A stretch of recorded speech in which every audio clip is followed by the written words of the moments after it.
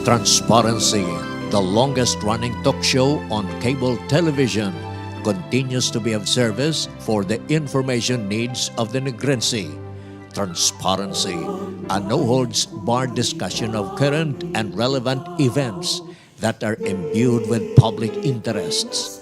Transparency features interview with newsmakers, health, sports, tourism, education, among others. Transparency, a crusade against corruption, injustices, illegal drugs, and criminalities. Get involved and be a part of the solution to the unending problems of our society. And now, your host. Good day, everyone. Welcome to our program, Transparency, right here on Sky Cable Bacolod. Sa gyapon na po sa inyo alagad, Mike Maghari. Ang aton main topic of discussion for tonight, amo ni mga kabyanan, very interesting and controversial issues diri sa aton sa Bacolod kag sa bilog nga pungsod Pilipinas. Hambalan naton ang withdrawal sa atong presidente sa International Criminal Court. Lakip man ang postponement sa SK and barangay elections, kag of course, ining impeachment case against Chief Justice Maria Lourdes Sereno. Unahon ta na ining parte sa barangay and SK elections, kay sa subong sinin kinaran-kara ng aton nga mga barangay kapitan, ng aton nga mga barangay officials kung bala madayon o kung hindi, no? Kuan sila, nagapalibog sila kung bala madayon, pero ang iba niya nakagasto na, no? Now, ang aton mga resource persons, mga kabyanan, ginakabig nga mga cream of the crop sa lawyering profession because of their experience and of course, ang ila sini nga track record sa lawyering. Ang una nga aton pakilala mga kabyanan, ang anay, presidente sa Practicing Lawyers Association of Negros Occidental. A brilliant trial lawyer, we have with us Attorney Roger Brick Reyes. Brick, welcome back sa Transparency. May hapon, Mike. Kag may hapon sa tanan ng tagpalamati. Though hindi naman gid ako bisita dire kay I have appeared here several times. So again, it's a privilege to join you in this service of your TV program. Okay. Ang ato ni kaduwa nga bisita mga kabyanan, he is not only a lawyer but a certified public accountant. Ini siya, of course, ginakabig lagting abogado diri sa aton sa probinsya, kag an educator, kay nagatudlo ini siya sa UNOR College of Law. Mga kabyanan, bugal sa transparency nga ari diri subong si Attorney Marvin Tanyada. Attorney, welcome. Thank you. Good afternoon. Okay. Good afternoon sa imong Mike, no?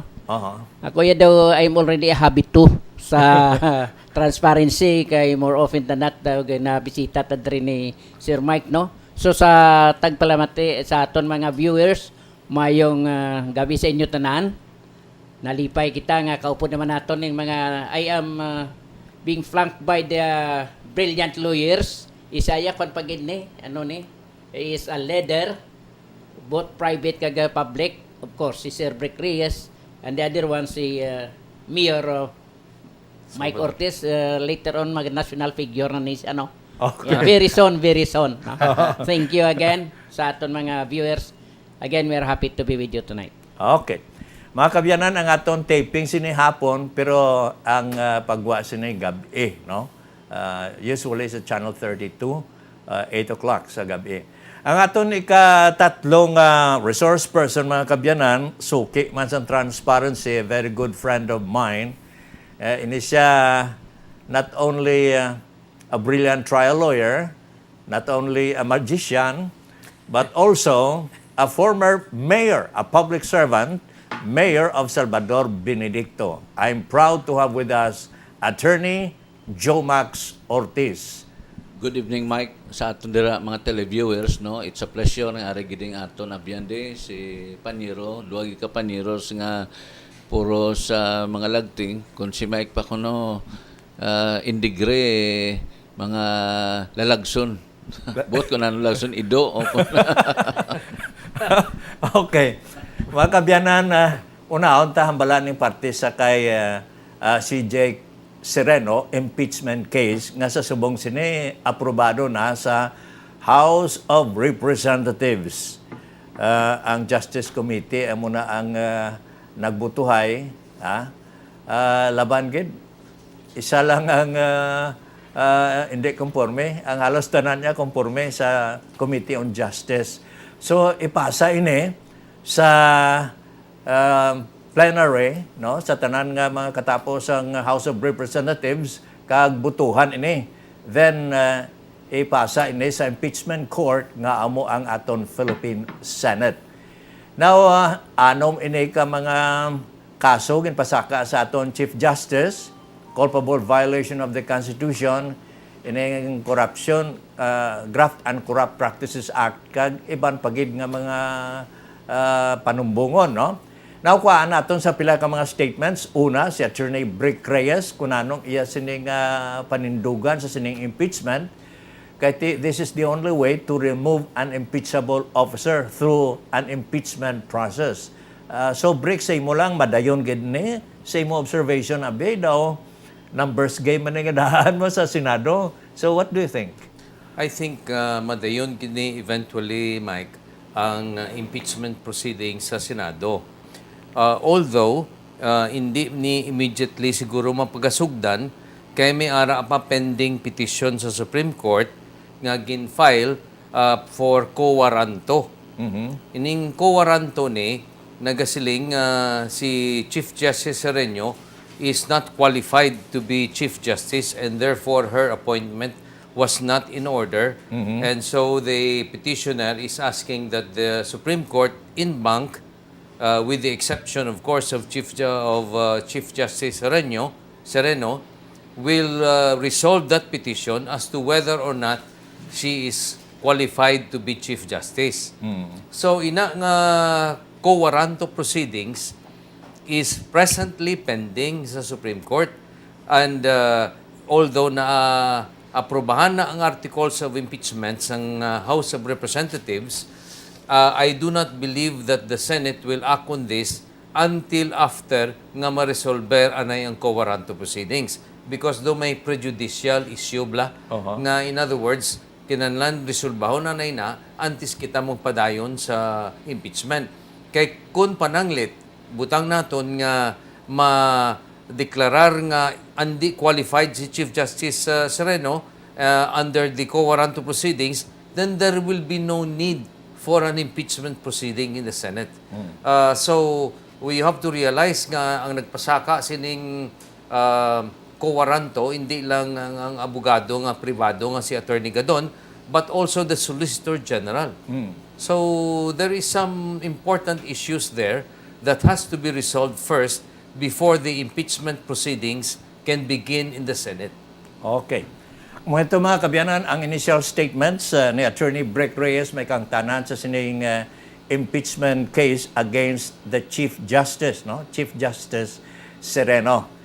Ang mga Judges Association, mga empleyado dito sa National Office sa Supreme Court, nagasuksok inisla sang pula. Kasi din kinanglan, ma-resign na lang kuno si Chief Justice, no? Damo man sa mga sumulunod sa kay Chief Justice Sereno, nagapabor abi siya, nga way siya asala, nga hindi siya dapat i-impeach, no? Iba niya, neutral man, no? May mga abogado, yang hindi man conforme, diri sa aton sa Negros gani, ang aton mga judges dire, sa ila asosasyon, hindi sila conforme nga mag-resign si Chief Justice Sereno, no? So may neutral man nga mga judges, nga mga abogado. So pamatian tabi si Attorney Marvin Tañada kung anong panindugan niya sini parte sa impeachment sa atong Chief Justice. In so far as the present issue is concerned, this case inisya mo. Okay. This is the first time in history in the Philippines that the qualification of a Supreme Court Justice is being questioned. Yes. So. That she is not qualified to be appointed as a Supreme Court Justice, especially so as the Chief Justice. So may mga, as mentioned yan ni Paniro Brecries, may mga prejudicial questions in such a way nga may mo, depende ini sa, in so far as argument is concerned, depende ini sa perspective where you are in, no? Kay may mga panguna-una nga the Supreme Court Justice or the Supreme Court Justices can be only removed by impeachment. Yes, And not by kuwaranto. Pero ini ibang kaso nimo because all the previous justices, especially so the previous one, si Justice Corona, he was qualified. His qualification as a Chief Justice Not and as questioned. Justice of Supreme Court beyond question. Okay. So, ang iya to he has been impeached. Oo. Ini karon ang under the present issue, duwa ang issue mo. She is not qualified to Oo. be appointed as such Supreme Court Justice. Kag tapos, on the other side, he has committed some impeachable offenses wherein she is bound to answer sa Senado iya during the trial. Okay. Amoy to si Attorney Marvin Tañada, pamatian man nato na si Attorney Jomax Ortiz, no? Kahit bilang isa mang kabugado, luyag man nato may baluan kung anong iya sini opinion sa sining impeachment case. Mike, ang ginatawag nga co-warranto under sa rules should be filed 1 year after ikaw ang nagpungko. Kung, for example, hindi ka qualified as a government official, bisan pag inpili ka sa pumuluyo, a co-warranto case can still be filed against you for lack of the necessary qualification within 1 year from the time nagpungko ka. Di ko na Kaya niya, nag-lapse dugay na. na nga nagpungko. That's why, to me, though that's an exercise in futility nga mag-file ka sang co-warranto. Kay considering the fact nga with the impeachment now, it becomes now moot and academic. Kay tungod nga under the Constitution, it is clear that the Supreme Court, the Chief Justice of the Supreme Court can only be removed via impeachment, not via co-warranto. So, in short, impeachment ni. So, next month ni, ma-start na siguro ang trial ni sa Senate. The problem is, it appears nga the issue will be, assuming for the sake of argument nga ining ginahambal di sa articles of impeachment ni mga matuod ni, like the non-filing of the SALIN. Imagine, Mike, for 2 decades, why siya mag-file sang iyaya nga SALIN? So, is it a culpable violation of the Constitution? Contemplated as sabla sa sina nga phrase, culpable violation of the Constitution and betrayal of public trust? That is the first question. Kay bisan ano mo pa nga duso, tinimambal man na si Rino, yati, assuming for the sake of argument, why ko file ti ano dason? Can I be removed via impeachment? It appears nga daw that will be a legal issue. Second, ang iya pagbakalya sang iya nga Toyota Land Cruiser. Ay that will be corruption. Kung tanawon mo sa Constitution, aragin man ang corruption. But the point is, kung bala ang pagbakal mo sa Toyota Land Cruiser, assuming abing overpriced pa by 1 million or 2, is an impeachable offense? Amo na? Tiabi tanawon tabing mga ginhimo ni sang iban nga mga impeachable officers man. Kuna mo man na sa kasimple lang, impeach mo gid mo nga Supreme Court Justice. Daw these are things nga dapat i-resolve nila. But matabo si ni Mike, ma-present ang ang sang evidence ang Congress, ang House of Representatives sa Senate, ang mo nang issue sinada kun bala bisan maaprubahan pa ni ang iya to Mike ni Corona, ang klaro sa to because there was dishonesty mo. There was the filing of the SALIN, but when he was asked, dinhalin ni ang 100 million. Ang 100 million, hindi gali mo niya. Ato gali iya ni gali sa mga asawa niya. Iya gali sa mga utod niya. Nga ginpatago lang sa iya. Pero sa iya ngalan. Kag wala yang declare nga ang 100 million because according to him, hindi man iya. So dira daw may dishonesty from the very start sang pag-deposit siya. Kag wala although nag-file siya sang iya SALIN, but there was that dishonesty because he did not disclose ang real asset siya. In the case of Serino, there was no filing of the SALIN. So question, was there dishonesty? There was none because Way man ta kabalo kung pinang-asset siya, ma-report sa tuod o kung hindi sang iyang actual asset siya. Oo. But the point is, under the law, you are required as Chief Justice to file your SALN Oo. on a yearly basis. You did not. So the next question will be, is that a culpa, does that act fall under the so-called culpable violation of the Constitution? Amo na may kanda ko pamangkot. So let it be. Kung may trial na kami ni Attorney Reyes ya ni Attorney Marvin ya, gain ma-enjoy man lang kami siya na daya sang dynamics daya sang ilang drama da. Oh, drama. ah. Now, ang importante dere judicial independence, no? Kinanglan na may independence ang judiciary sa executive kag legislative.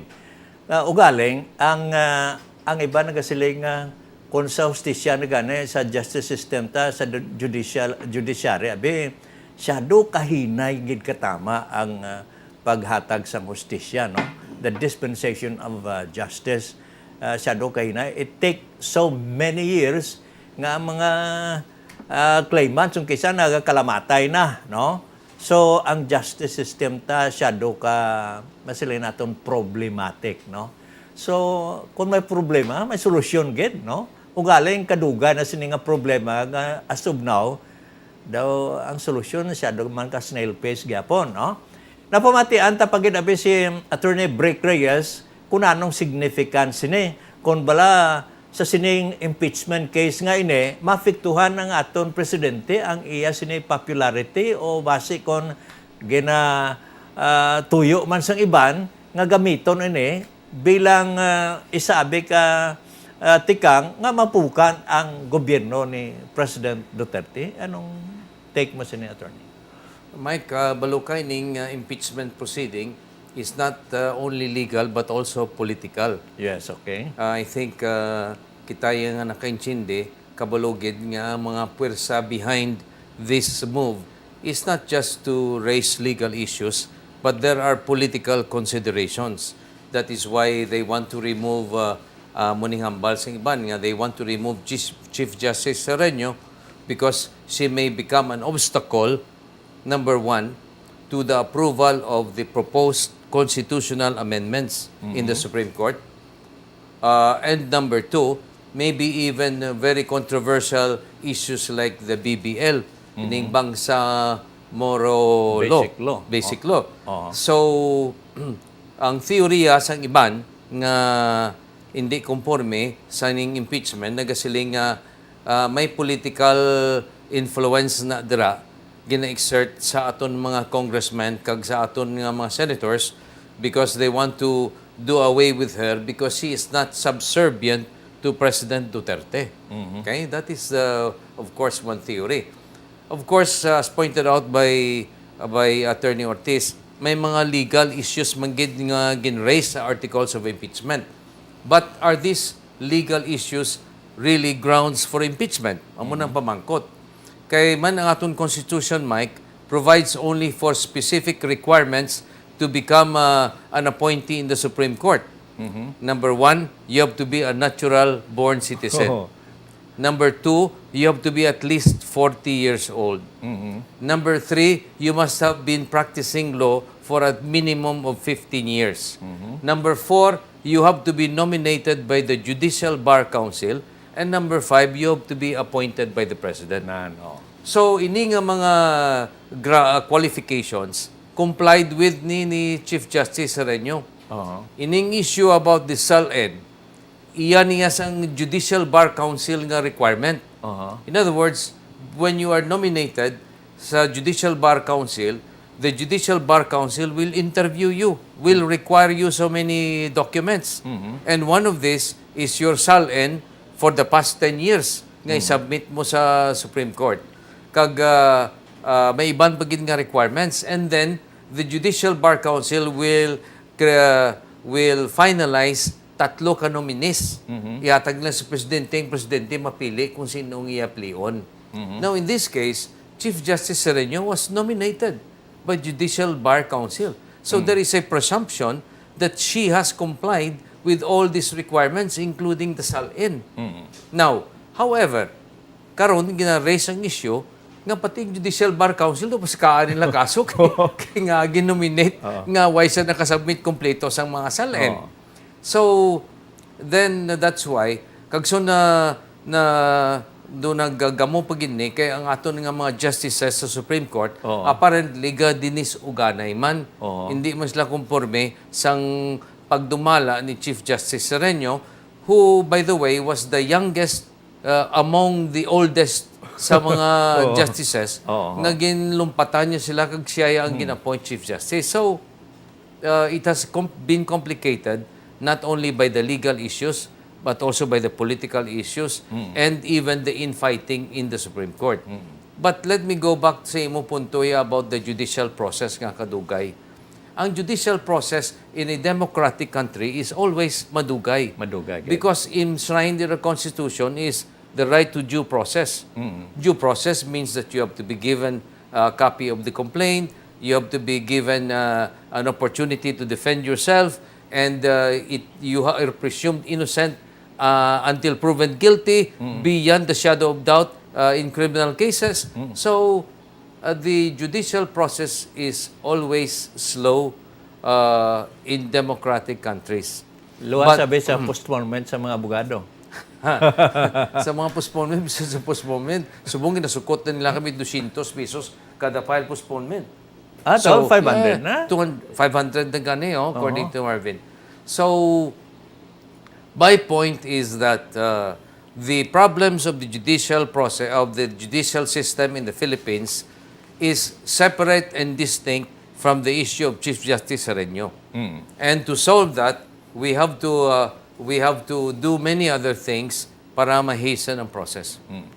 Now, for the first time in the history sang impeachment sa Pilipinas, ang mga associate justices ni Chief Justice Sereno nag-attend gid sa congressional hearing and they talk against sa Chief Justice, no? First time na. Previous yung impeachment sa kay Chief Justice the late Corona, buhaya magpasakop ang iba ng mga Chief Justices or rather Associate Justices. And if I may point out, Mike, hasta ang psychological testing sa kay Chief Justice Sereno under the Judicial Bar Council, gin-expose na gani that is supposed to be confidential and private. Okay. Pero ginpagwa na ng mga issues. Nga daw question na, ako personally, I question bringing in other issues besides the grounds for impeachment.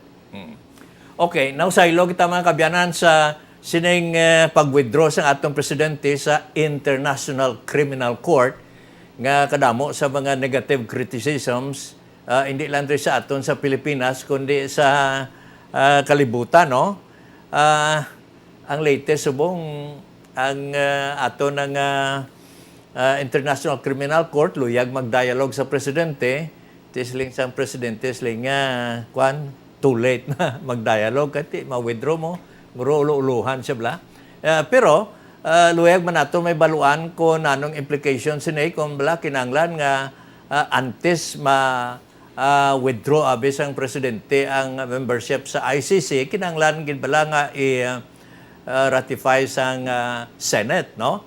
So hambalan nato na mga kabyanan ang aton unang pangabayon si Attorney Jomax Ortiz kung ano ang iya sining mga statements may kangtanan sa pag-withdraw sang presidente sa ICC kung bala nahadlok ang aton presidente magpangatubang sa sining crime against humanity nga ginapasaka batok sa iya sang mga human rights advocates kag sining mga nagpasaka sang kaso dito sa ICC. If you will recall, Mike, sang naligad nga mga binulan, mismo si Harry Roque, spokesperson sa Malacanang, nagsilinggit nga this is an opportunity on the part of the President to once and for all clear his name with the filing of the case before the ICC. Okay? Buot silingon nga willing man magatubang ang Philippine government sa kaso ni nga ginfile against kay President Duterte. Pitik sintas, Mike, nagliwat lang iya nga nagliko abi iya hambal. Kay hindi nagali iya magatubang sang kaso to sa ICC, kundi nga ma-withdraw. Okay. So the withdrawal is understandable Because if you will allow yourself nga trial kada sa ICC, the possibility is, Mike, basi ma-hot water da si President Digong. That's why istoranay kami sa mga amigo ko. Ang ginatawag nga expectaron no Mike nga after sang term ni President Digong, cases will be filed against him, no? But we do not know what will be the outcome of these cases. Kaya historically, mga presidente ta sirap na priso. Si Gloria Macapagal-Arroyo, priso man. Oo. We do not know what will be the destiny of our president. So, only God knows at this time. Pero the withdrawal from the ICC is part of the legal strategy. Dapat lang mag-withdraw ka. Kay why there is nothing in the international law, as far as I know, nga hindi ka pwede ka withdraw. So, the issue is, what will be the consequence? Kaya if you will recall, Mike, dire sa Asia, duwalan di subong ang members ng ICC mo. Ang Cambodia lang gidya ka, ang Timor, East Timor, liste ng bag-o nga nasyon, kagangaton nga nasyon.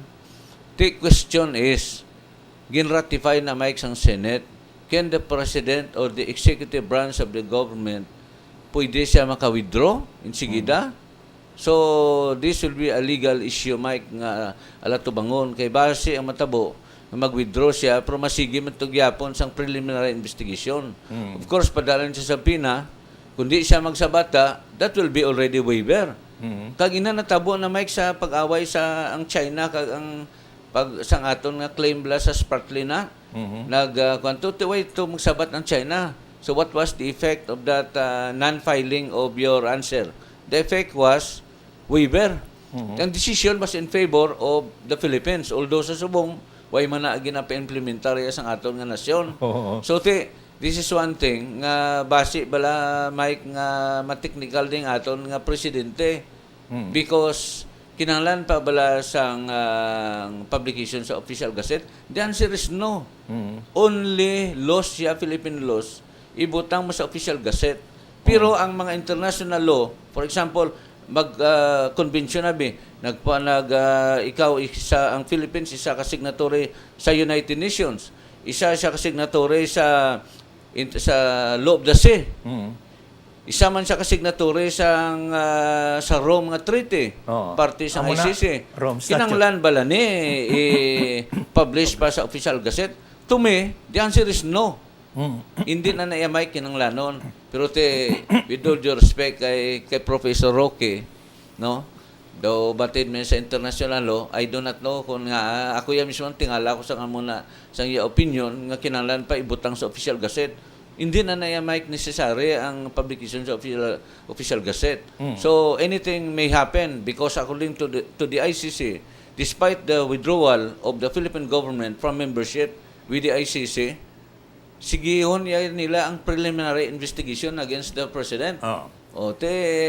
I do not know what will be the consequence of that withdrawal. Pero ang klaro is, it appears nga nagambal si Trillanes, our president is a coward. O wadlo ka. Kung iso ka, Mike, siling kay nagambal mo si Rocky nga, balyas nga te. Okay? That will be a venue to ventilate sang that will be a good venue for the president to defend, to clear his name. Pero subong, lain na. So, I do not know what will happen sa kung ano na Mike. Kita spectators ang tada. Okay, pero if you ask us about legal opinion, then that is my opinion. Okay. Mga kabyanan, hindi mamanigar nga aton presidente pasakaan sang kaso sa International Criminal Court bangod sa sining EGK nga ginatawag nganing war on drugs bala nga halos tanan nga nagkalamatay nga mga tao, mga drug pushers, drug dealers, kung ano padra, gina-charge tanan sa war on drugs. Para nakrong kung mga dinumtanay daw ay kabayad sa pag-order sa illegal nga droga, nagpinatyanay, i-charge sa war on drugs. Away sa pamilya o kung nano ng amang crimes, i-charge sa war on drugs. So, ang ginapaybalo sa Western media, nga kuno killer ang atong presidente nga state-sponsored ang ini nga pagpamatay, pero ang atong tuyo abe or tuyo sang presidente as what we know para matinluan ang sosyedad against illegal drugs, ning proliferation sang illegal drugs nga daw sa makabakal ka na sa nga shabu sa mga tiyangge, pero kung iban nga presidente yan, o gipabayaan na nila, karon niya naglala na gid, no? So, halit ini sa sosyedad ka sa pamilya nga ang tuyo sang presidente maayo. Ugaling, kay may mga kontrasta sa politika, kag may mga tao man nga naga-orchestrate man abe, nga pakalainon ang war on drugs, kag himuon nga extrajudicial killings nga ginatawag.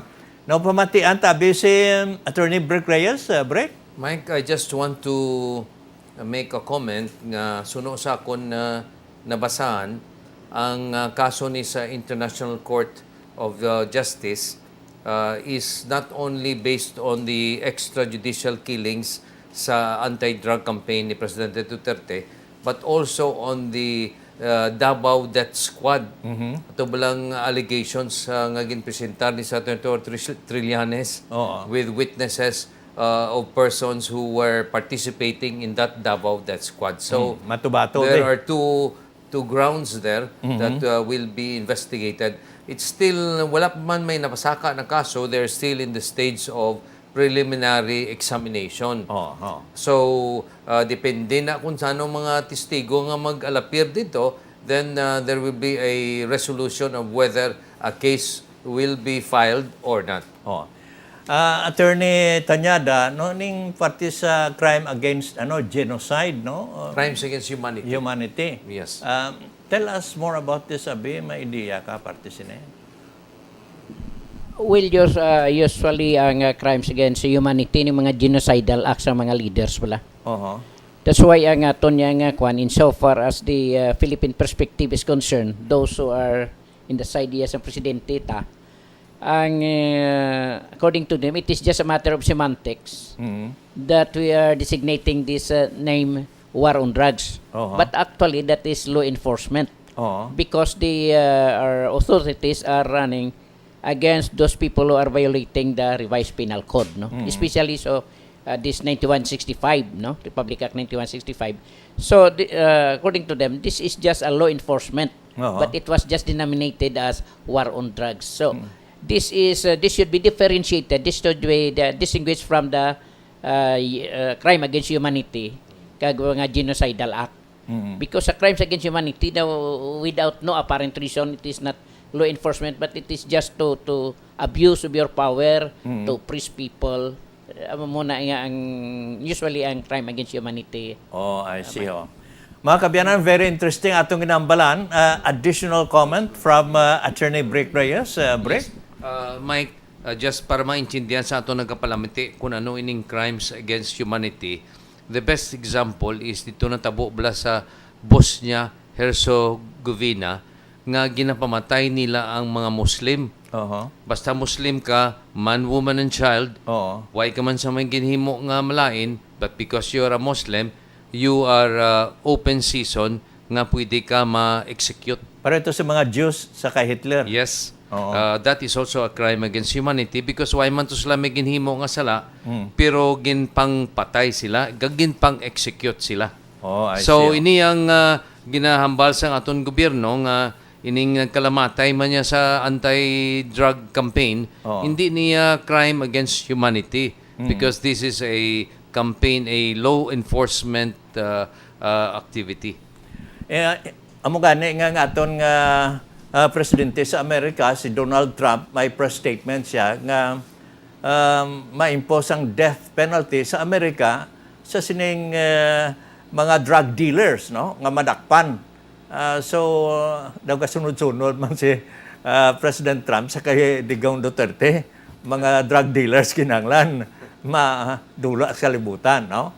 Mga kabyanan, we will take a quick break. Hambala nato ning parte sa divorce bill nga sa diin on final reading na ini sa Kongreso, third and final reading, 134 against pila to 57 bla.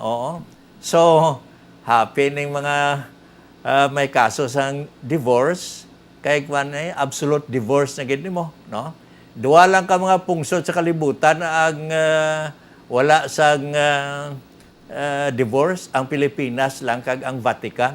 Ang iban nga mga countries sa kalibutan may divorce or absolute divorce. Mga kabyanan, magabalik kita karon duga-dugay hambalan nato na ang parte sa diborsyo. Kung may chimpo pa ning parte sa Bredco controversy. Dali lang gid, we pause for a while after the break.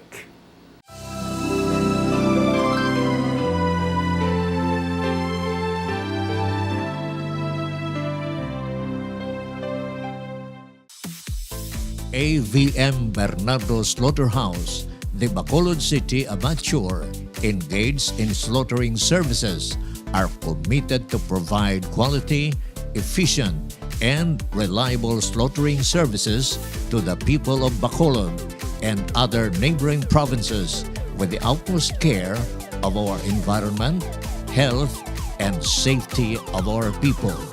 For clean, fast, and reliable slaughtering, please contact AVM Bernardo Slaughterhouse at Barangay Handumanan, Bacolod City. For more information, contact Glory D. Cometa, Manager, or Michelle Oberas at telephone numbers 449-2992 or 446-2913.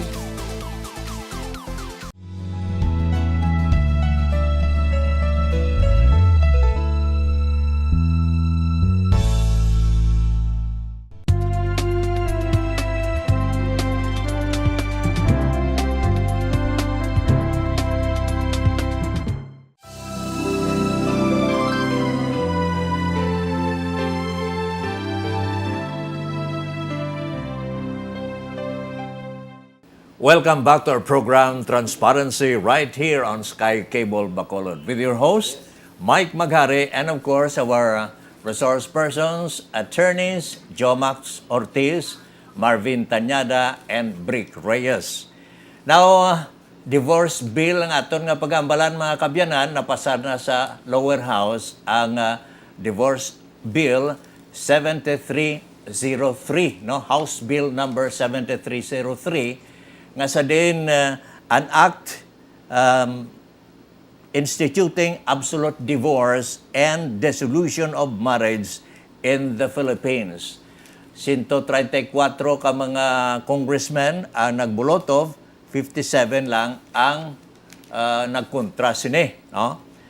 Ang reaksyon sa aton nga obispo diri sa siyudad sa Bacolod, si Patricio Bozon, ang obispo sa Diocese sa Bacolod, nagpahayag nga siling niya, it is shameful, a betrayal to families and family values. Amo ni mga kabyan ang press statement sa aton obispo sa Diocese sang Bacolod. So, pamangkuton naton abi ang aton nga mga bisita kung anong take nila, kaya although nga napasar na ini sa Kongreso, sa Senado naman I don't know kung makapasar ini, pero mga kabyanan sa nasiling naton ining divorce bill, ang main author gid sini amo si Deputy Speaker Pia Cayetano, no? Upod man si Congressman Edsel Lagman kag ang Gabriela representative nga si Amy de la Cruz, no?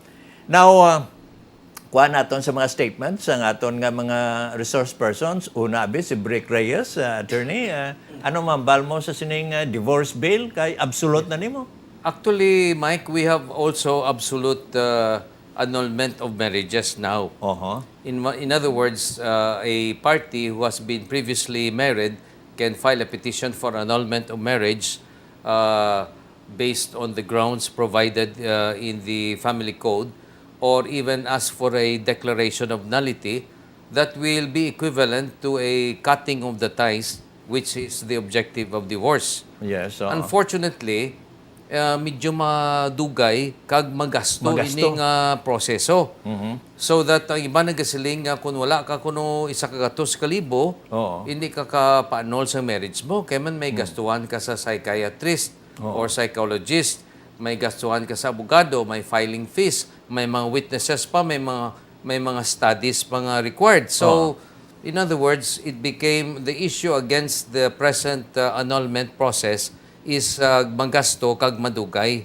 So, now what Congress is designing, which has not yet been ratified by the Senate, is I think more grounds for divorce and I think a speedier process. Speedier, no? Hindi lang ko kabalugid ko na mga detalye because they have not published the law or the bill that has been approved by the House.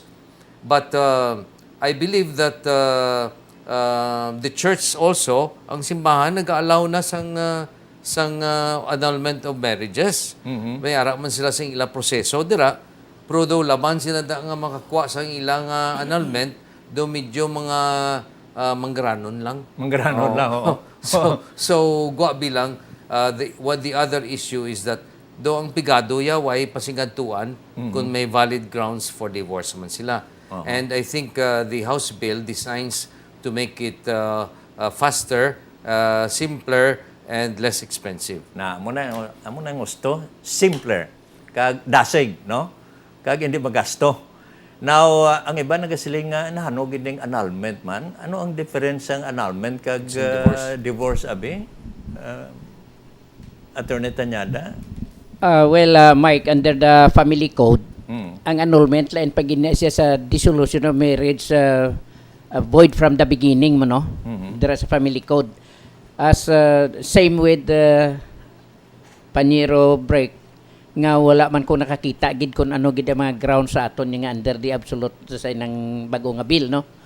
But then I believe nga it is more siguro the medyo stricto ini siya nga mga grounds kumpara sa iban niya nga nasyon. Sa iban nga nasyon niya kung hindi ka kasauog ragok sang bana mo, pwede nimo ma-divorce, no? Oo. Ang kung hindi ka kasao sang baho sang ginawa sang imo yang asawa, pwede nimo ma-divorce. But then siguro diri sa aton niya ang I presume nga ang mga grounds deribla sa annulment kag sa dissolution of marriage under the present family code basi gin-adapt man dira sa aton nga bago nga divorce law. Kay man ni basically this was designed kay that is a common perception which is also a reality nga magpa-annul or magpa-dissolve kasi ang imong marriage subong medyo expensive, no? As has been said by Attorney Brek Reyes. Ini ang tiaw about gin-design ini, ginduso ini sa mga kababainan para sa Filipina women. Oh, okay. Not for the benefit yes ang Filipino men. Oo. Kay man ti under the present system naton nya status symbol na sa isa kabana nga mag nga magtaklos-taklos ang iban nga babae aside from his wedded wife. Tuon. Yes, pero ini naman ang pobre naman iyang asawa. Oo. 5 na katuig sila nga nagbulagay sa iyang nga bana. Pagkatapos yang nga bana to ya may iya na to nga kadidang ining pobre iya kung may upod nga ibang nga lalaki daw kwan sa society Daw bla gina-ostracize. kag ginakondenar sa sosyedad, no? Kag ang inibla mga marginal Filipina housewife nga ginasakit sang ilaban na wala gid sila sang recourse. They have no relief at all because hindi man sila dissolve sa ilang marriages kay wala man sila kwarta ibayad sa Abogado. sa psychiatrist, no? Kay in most cases ini valido ning ilang kasal mo. So ma-dissolve mo lang na siya under sa psychological incapacity or may mga requirement iya ang family code nga wala nimo maano ni pare sabi nagpakasal ka 17 anyos ka pa lang ti kuan gina avoid from the beginning, no? So those are mga circumstansya nga ang aton mga marginal Filipina women hindi sila maka-find relief sa ila nga pagpangabuhi. Kay supposed to be marriage is designed nga ang panimalay tani isa ni siya ka paraiso. Pero in so many instances naging impyerno ini siya. So ining absolute divorce para sa mga sponsors ini nga bill kay sa authors ini nga bill, this is a relief for the marginal Filipina housewife. Bakit tahong, no? Ang co-sponsor sini amo si Speaker mismo, Pantaleon Alvarez Jr. Hindi man siya playboy, pero basta ginahuna-unaan man.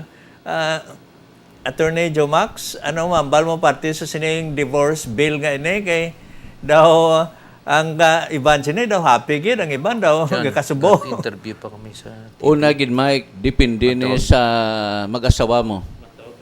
Admittedly, there are grounds gid man nga daw hindi na bala nimo maagwanta ang imong asawa o ang hindi mas agwanta sa ilabana. That's why nagabinulagay. Ang sikreto na Mike una gid before ko sabto na imo sabat.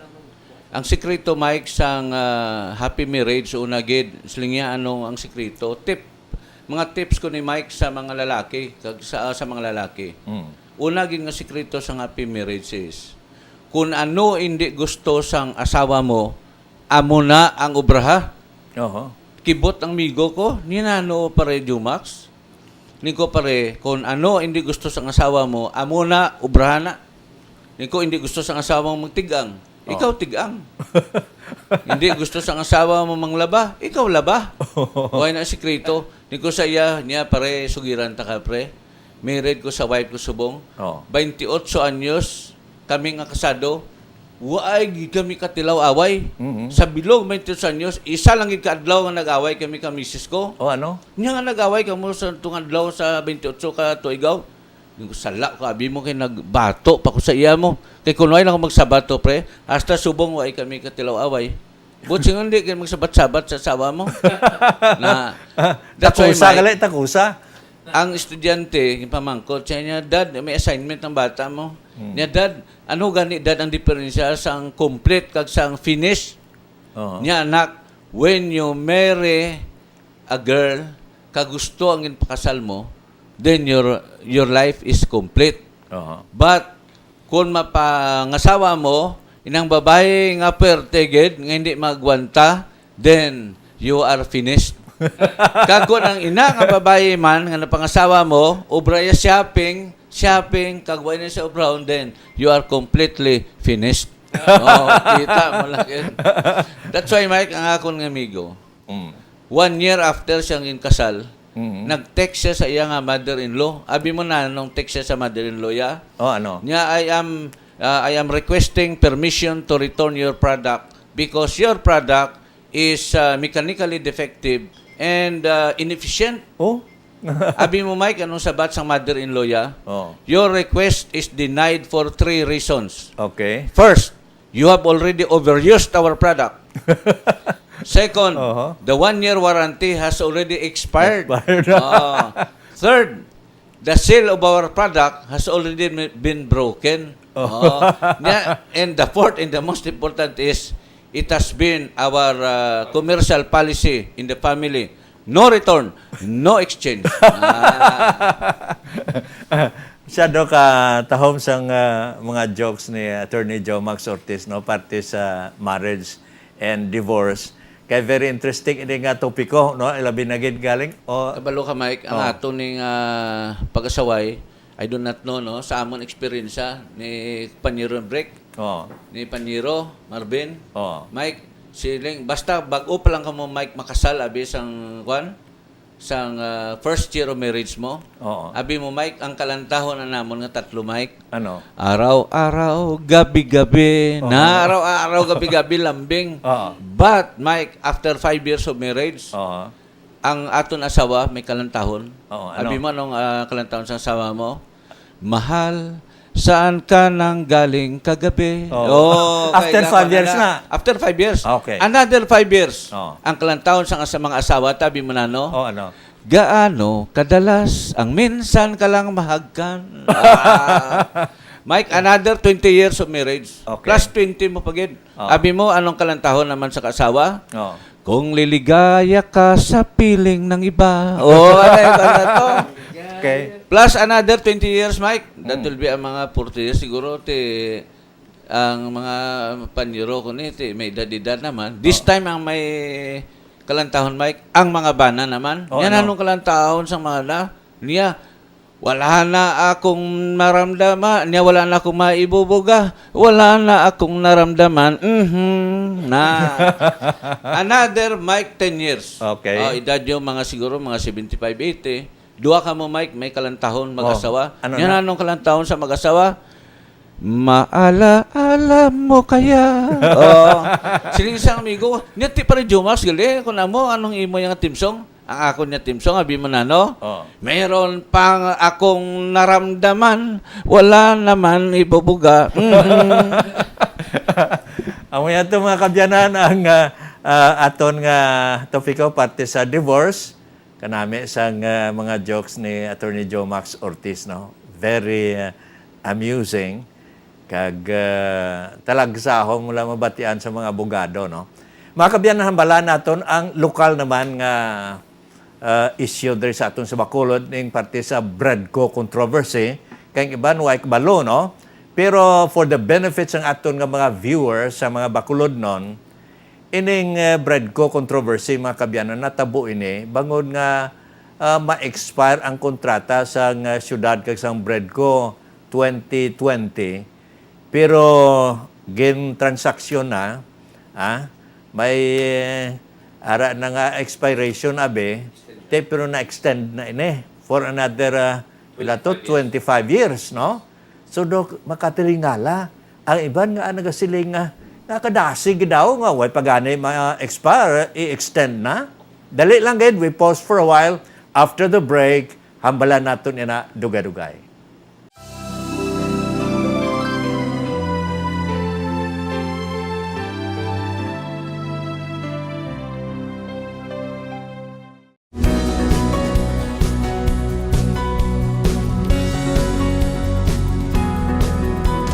Glory of the heavens, bright and morning star, the color of your beauty paints the sky. Breaking through the darkness, you turn the night to day. You alone illuminate this life. So I sing, give you praise, and I live my life to glorify your name.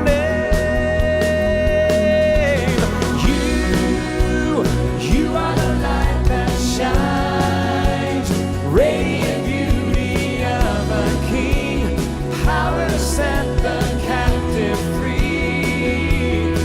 Oh, you are the love divine, opening up our eyes to see. You are the light that shines, shine through me. Yeah. For all your hardware and construction materials, come and visit Well Trade Marketing.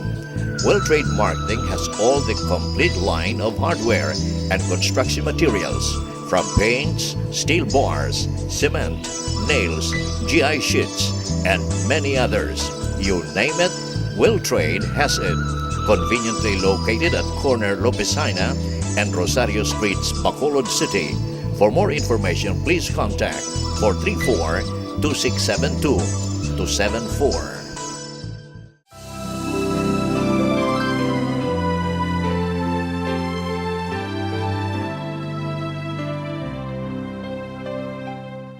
Welcome back to our program, Transparency, right here on Sky Cable Bacolod. Parte mga kabyanan sa Bradco controversy para sa ihibalo sa mga Bacolod nun.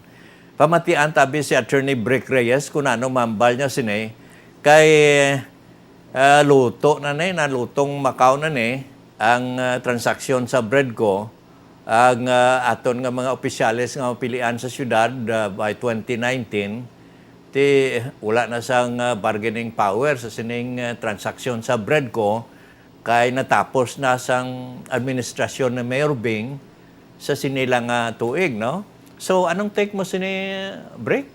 Mike, para maintindihan sa ato nagkapalamati, when we talk about Bradco, we're talking about the entire reclamation project sa diri sa siyudad sa Bacolod.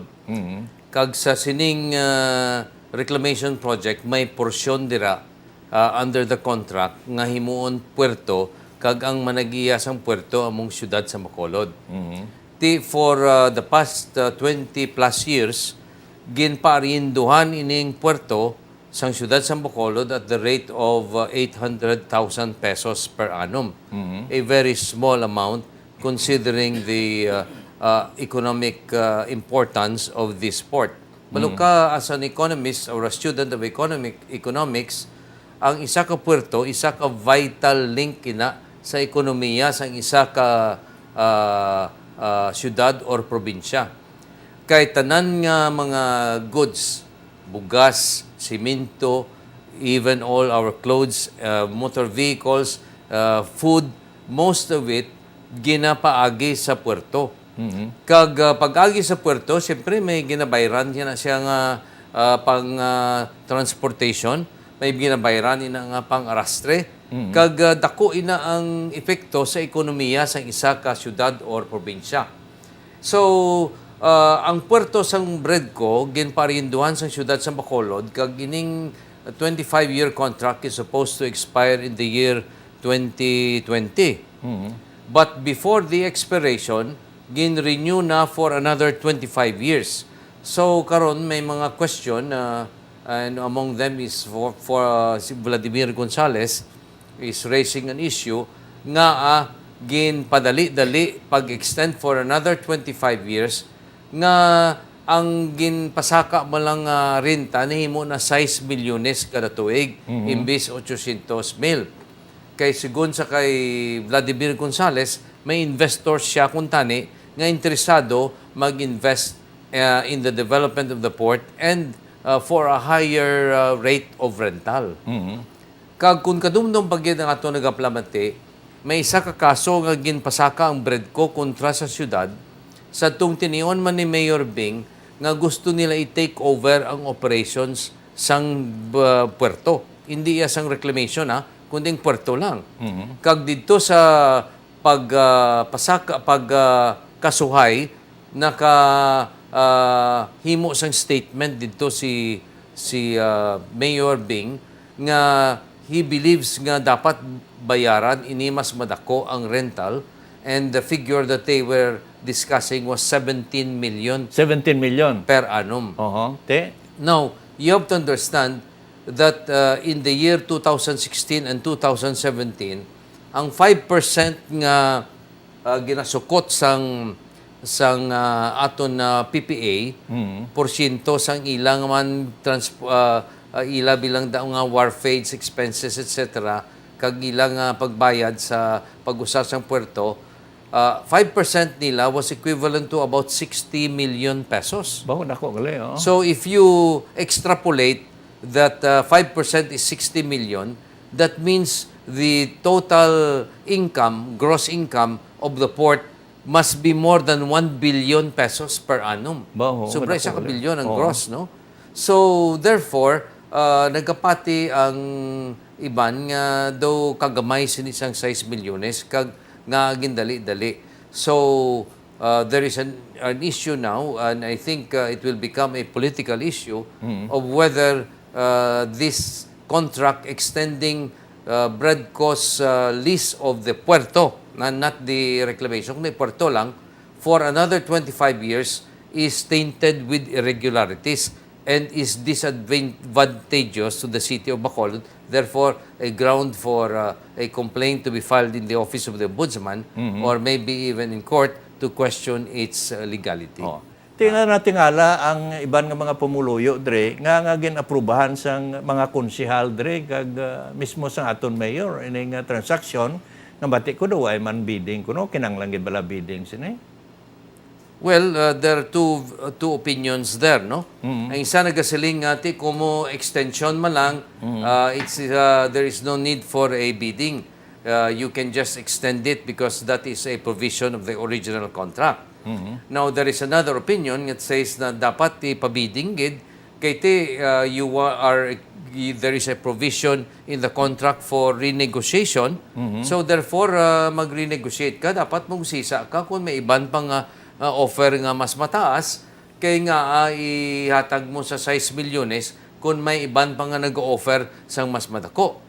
That is those are the two conflicting views. So karon I think ever since Bredco has always been a political issue, and the candidates for office of mayor in the city of Bacolod have always been courting the goodwill or the campaign contributions of Bredco And so, Bredco has been really politicized. 17 million sa itong una, daway madayon, karon 6 million na dayon. Na dayon. Okay. 6 million na nga sa rental. Rental, oo. Why takabalo kung may iban pang ginpambahiran sila? Tuod. Anong base kung may labi man? Anong... Possible. Possible.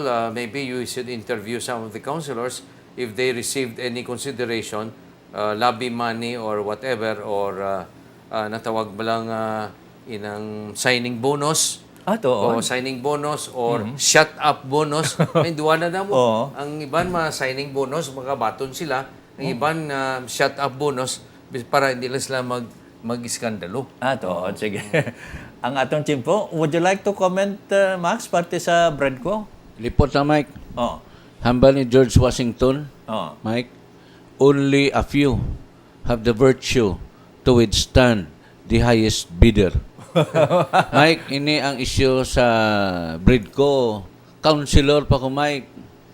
Ako ang nagduso gini nga a committee should be formed for the purpose of reviewing the CRRA or agreement sa Bredco with the Palangkas. Oo. Ako na, Mike, nagduso. No? In short, what I'm trying to say is this.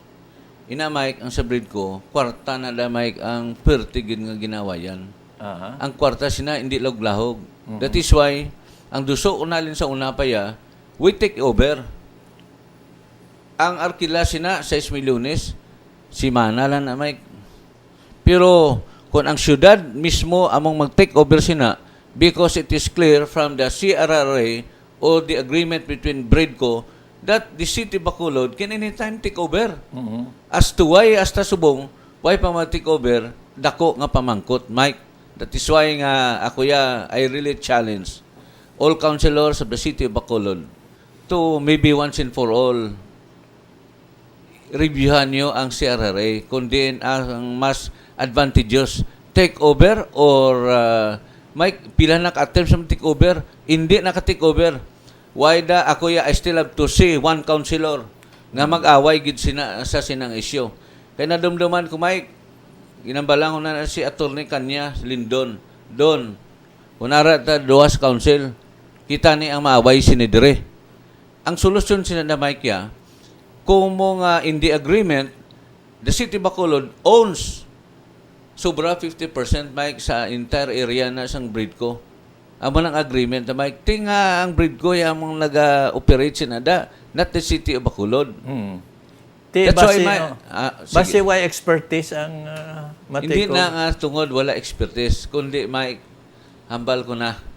I am not ginaanuway ko na isang ginatumod, Mike, mayor, vice mayor, tunan na nanay nila. Kag let us say kung may konsyal da o isa ka public official nga mag-question sang CRA, I still have to see one.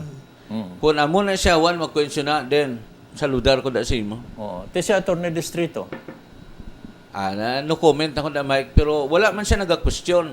Kundi siya pag ganin nagaduso, nga idayuno ng arkila, 6 million a year.